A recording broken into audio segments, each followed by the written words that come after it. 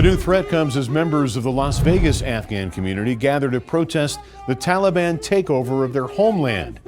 Dozens gathered outside the federal courthouse in downtown Las Vegas to plead with the government to open the gates at Kabul airport and extend the withdrawal deadline.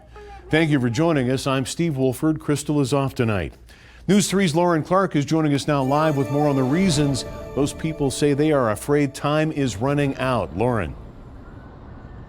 Yeah, they certainly are afraid, Steve. Many say that they're just watching in horror as they're hearing stories of their family and friends stuck there in Afghanistan, trying to get over to the airport. They say they fear for their future and fear for their lives out there as well. And today we saw a protest standing in solidarity with dozens of cities across the globe. They are calling and demanding that the U.S. government help. They're begging them to open the Kabul airport gates and extend the deadline date for the U.S. to fully leave the country, which is just days away. My cousin is still in Afghanistan. They have a visa in their hand, but they cannot get out. Here for peace, we're asking please extend the date and please open the gate. The process is way too slow and people are going to die. My cousin and her husband have 4 kids. 2 of them are children that are women and 2 are boys. The women are 17 and 19. The Taliban will come in. They'll take them. They'll pawn them off to get married. They won't work. They won't show their face. They might get killed if they don't. We have to save them. And while contact is limited, some have been able to talk to their families. They say they don't have access to their money and are going without water and food in some cases. Now they're pleading with the government and our congressional representatives to do what they can. Everything we've built over 20 years will be wiped away. And we lied to them. We told them to dream. We told them to hope. And then we packed up and we left. And what happened? We took them back 25 years to the days where people can come in and knock on the door and take your child and say, no, she's going to get married or you're going to die. That's the reality of what's happening back home. It is our moral obligation as a human being.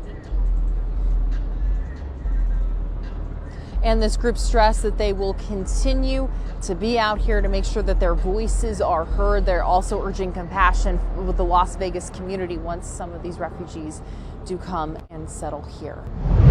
Frustration and sorrow. Those are some of the words used by a local therapist to describe how Afghanistan veterans are feeling about the Taliban takeover.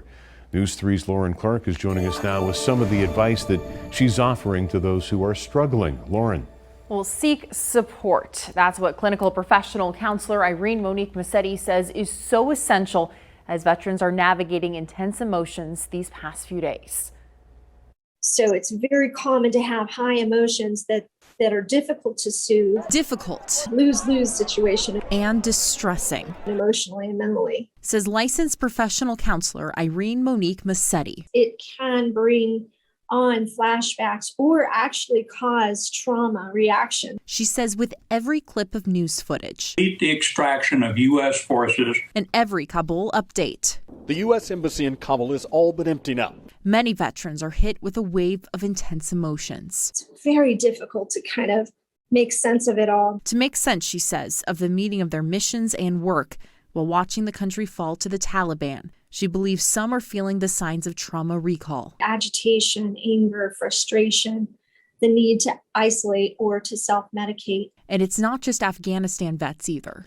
We're also seeing Vietnam vets who are still going through flashbacks with this event because it looks very similar to what happened when we exited Vietnam. Just this month alone, the VA reports calls to the Veterans Crisis Line is up 6%, with Massetti believing the emotional impact could be felt in the months to come.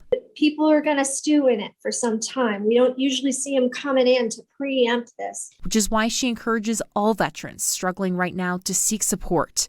Maybe that's therapy. I would just love to encourage them to get into a trauma specialist's office and just have that discussion. Or a phone call to a fellow vet. But regardless, she wants you to hold this truth to heart. You're not alone, and it's very normal to feel out of control.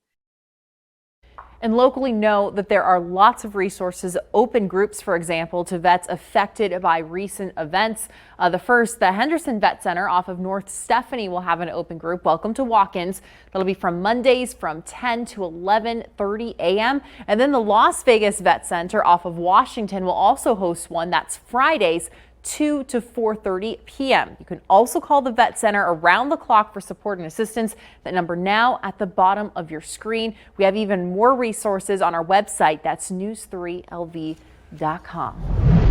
Researchers and students at one of our local medical schools are asking for your help in a study to learn more about the impact of COVID-19 on the Las Vegas Valley. News 3's Kendall Kim has more from Touro University, Nevada. The end goal for this study is to determine how the immune system responds to the virus, and can we predict who might have severe disease and who might have mild disease. A team of professors and students from Touro University, Nevada are calling on our community, seeking volunteers for a new COVID-19 study. So can we develop better vaccines? Can we develop better treatments? Can we develop ways that we can stop people from getting severe illness, from having to be on respirators, from dying? Questions this team of researchers hopes to answer by studying the presence of COVID-19 antibodies in the blood of Southern Nevadans. The goal is, how can I help people, and how can I share my information and make it easily accessible to, my community. Las Vegas native and first-year medical student Guadalupe Mercado is also a part of this study's team. She's hoping fellow locals get involved, citing you only need to be at least 18 years old and 110 pounds to participate. This has massive impact here in the Las Vegas community, and it can really help start a change in how we're handling the virus here in Las Vegas, and it could help us come back better and stronger. Results of this study will be turned over to the Southern Nevada Health District and published in peer-reviewed journals by next year, a signal of the work being done to combat the virus, focusing on the impact right here at home. This study is incredibly important for our community because it tells us what's happening here. Studies like this are happening all over the world, but what's happening in London and New York and Seattle is very different from what we're experiencing here in Las Vegas. Hi everybody, I'm Reed Cowan from News 3 Las Vegas. We want to thank you for checking out our YouTube channel. Remember, you can always see more of our videos by clicking on the video links, and also don't forget to click that subscribe button so that you don't miss out on any of our YouTube updates. Thanks for watching.